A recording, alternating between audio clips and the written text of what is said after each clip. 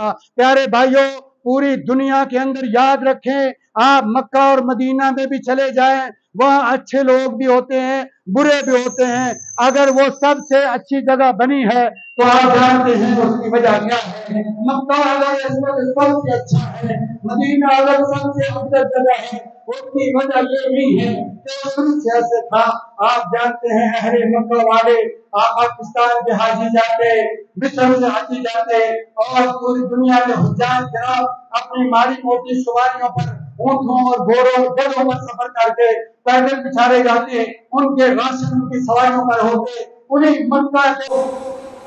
उसी के बासी और उनके माल लूट लेते, उनकी सवारियां छीन लेते और उनके बदन के कपड़ों का उतार लेते और वो भूखे और प्यासे पहाड़ों में और सहराओं में बिलख बिलख कर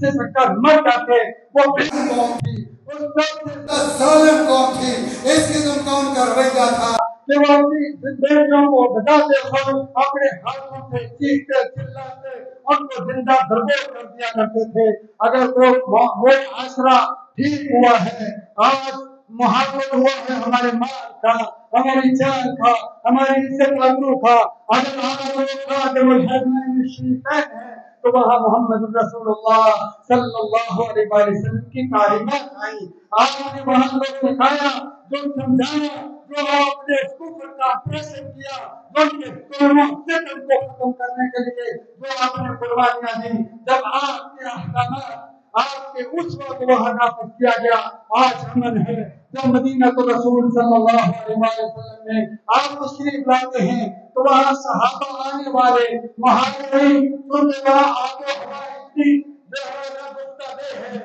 बीमारियां और मुतअद्दी अमराज की वो जगह है। लोग मदीने जाने से डरते और घबराते थे कि हम वहाँ फला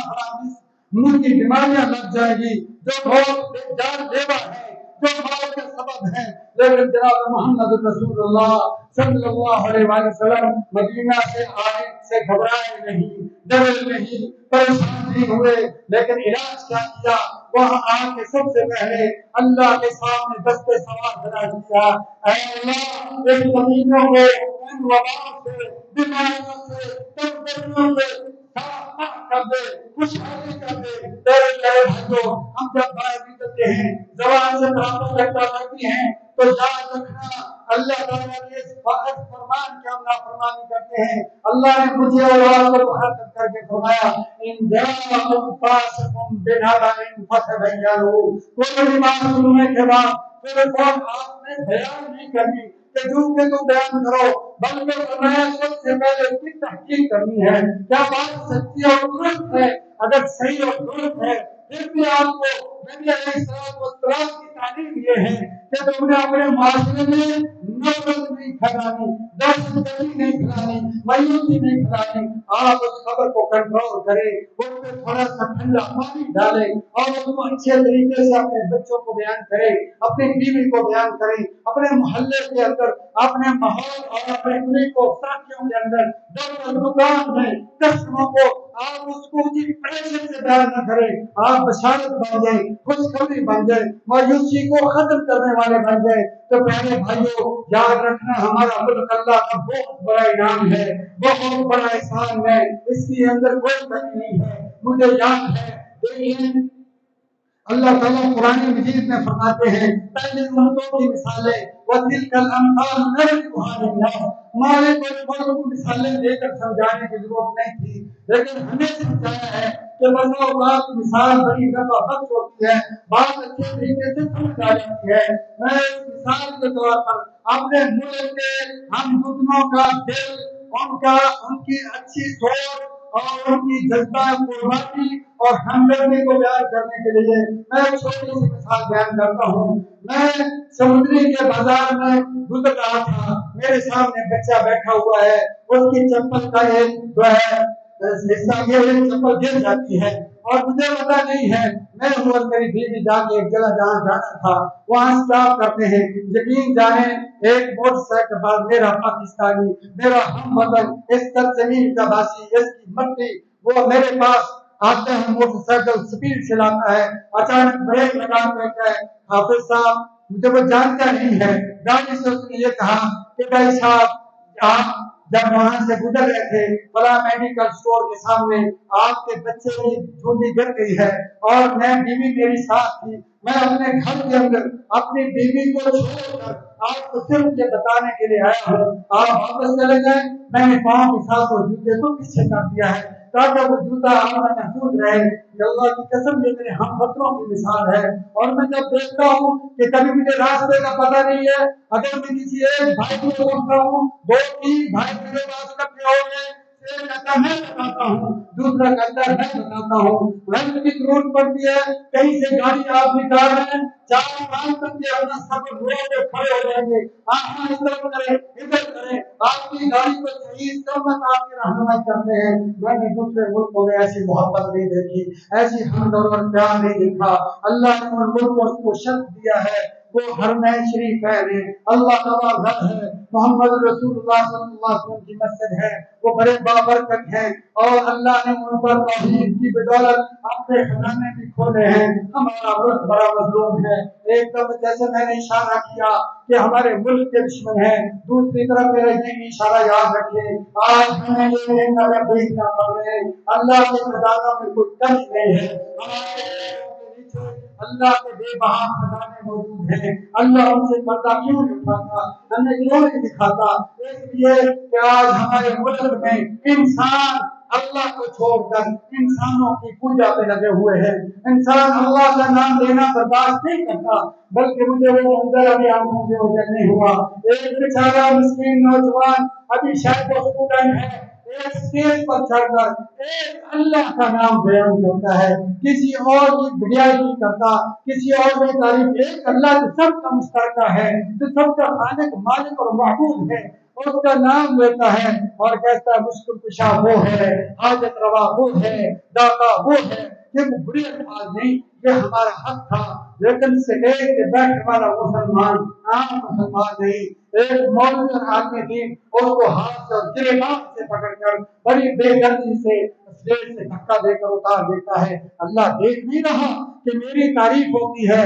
میرا نام اور میری توحید بلند ہوتی ہے، میرے بندے میرا کھاتے ہیں، میں نے ان کو بنایا ہے، ان کو تکلیف کیوں ہو جاتی ہے؟ اس لیے میرے بھائیوں، جب اللہ کے ساتھ غداری ہو، اللہ کے ساتھ جو ہے اس قسم کی خرابی ہم کریں گے، پھر اللہ کا عذاب آئے گا، نیک کہ اللہ ہم سے چھینے گا، اور اگر ہم نے نجات لینی ہے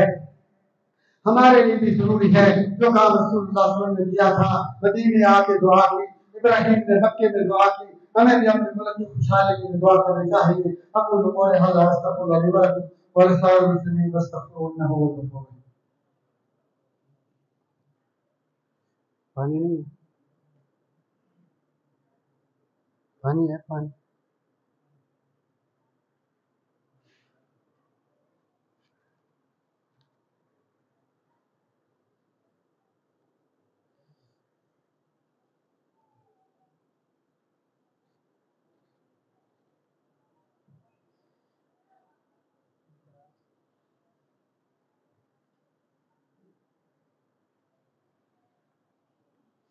إن الحمد لله نحمده ونستعينه ونستغفره ونؤمن به ونتوكل عليه ونعوذ بالله من شرور أنفسنا ومن سيئات أعمالنا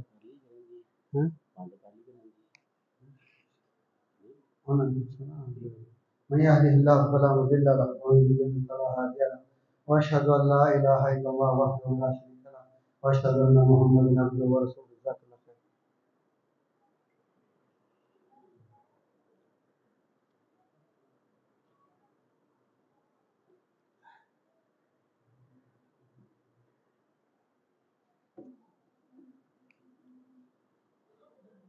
أما بعد فإن خير الحديث كتاب الله وخير الهدي هدي محمد صلى الله عليه وسلم وشر الأمور محدثاتها وكل محدثة بدعة وكل بدعة ضلالة وكل ضلالة في النار۔ أما بعد فأعوذ بالله السميع العليم من الشيطان الرجيم، بسم الله الرحمن الرحيم۔ أم حسبتم أن تدخلوا الجنة ولما يأتكم مثل الذين خلوا من قبلكم مستهم البأساء والضراء وزلزلوا حتى يقول الرسول الذين آمنوا معه متى نصر الله۔ پیارے بھائیوں، یہ آزمائشیں، یہ دکھ اور تکلیفیں اللہ کی مرضی سے ہیں اور مومنوں کو پرکھنے کے لیے ہیں کہ سچے پکے مسلمان خالص کون ہیں اور کون ہیں جو منافقین ہیں۔ تو اس لیے جب بھی تکلیف آئے ایک دوسرے کو ساتھ دینا ہے، ایک دوسرے کی مدد کرنی ہے، جیسا ہمارا ملک کا مزاج ہے انشاءاللہ تھوڑے سے تھوڑا زیادہ سے زیادہ۔ اور ویسے بھی اللہ تبارک تعالیٰ نے فرمایا ہے وفی اموالہم حق معلوم للسائل والمحروم، کہ ہمارے مالوں میں غریبوں اور فقیروں اور نداروں کا حصہ ہے جو ان پر احسان نہیں ہے، اپنی زکوٰۃ کو اپنے عشر کو صحیح معنوں میں اپنے اپنے محلوں میں ادا کریں۔ اور یہ اللہ کا گھر ہے، یہ گھر جو ہیں باہمی تعاون سے چلتے ہیں۔ مجھے معلوم ہے کہ ایک چھوٹے سے پروگرام کے لیے کیسے جو ہے بے بہا اس میں اخراجات اٹھتے ہیں۔ آپ کی سہولت کے لیے اللہ تعالیٰ نے یہ گھر دیا ہے، آپ اس کی آبداری کے لیے اس کی تعمیر کے لیے بالکل کا ہمیشہ ایسا کریں۔ اللہ تعالیٰ سے دعا ہے اللہ تعالیٰ ہم سب کو کار خیر میں حصہ لینے کی توفیق دے، مشاق لینے صبر کی توفیق دے، اور قاری ضیاء الرحمن صاحب کو اللہ تعالیٰ سے اور ان کے ساتھ جتنے بھی شہداء ہیں ان کو قبر کو جنت کا باغ بنائے۔ سبحان ربک رب العزت عما یصفون وسلام علی المرسلین۔